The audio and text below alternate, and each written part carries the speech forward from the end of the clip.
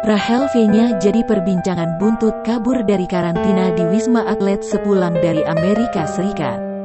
Nico Al-Hakim sang mantan suami beri tanggapan.